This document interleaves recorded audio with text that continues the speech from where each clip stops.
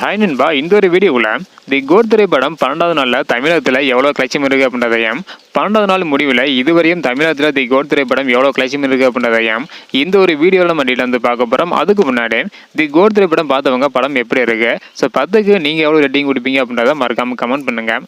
அப்படியே இன்னும் நம்ம சேனலை சப்ஸ்கிரைப் பண்ணிங்கன்னா மறக்காமல் பண்ணிக்கோங்க. ஓகே அன்பா, வாங்க நினைக்கிற வீடியோக்குள்ளே போகலாம். ஓகே அன்பா, 12வது நாளில் தமிழகத்தில் எவ்வளோ கலெக்ஷன் இருக்குது அப்படின்றத பார்க்கறதுக்கு முன்னாடி 11வது நாள் முடிவில் தமிழகத்தில் மட்டும் தி கோட் திரைப்படம் 171 கோடி வரை வந்து கலெக்ஷன் இருந்தது. இந்த நிலையில 12வது நாள் மட்டும் 5,50,00,000 வரை வந்து கலெக்ஷன் இருக்குது. மொத்தமாக 12வது நாள் முடிவில் 76,50,00,000 வரையும் தமிழகத்தில் இதுவரை வந்து பார்த்தீங்கன்னா தி கோட் திரைப்படம் வந்து கலெக்ஷன் இருக்குது.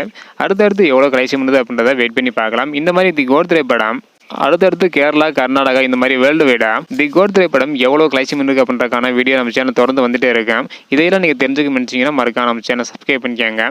இந்த வீடியோ பார்த்தீங்கன்னா மறக்காம எல்லாருக்குமே ஷேர் பண்ணுங்க. ஓகே அன்பா, தேங்க்யூ.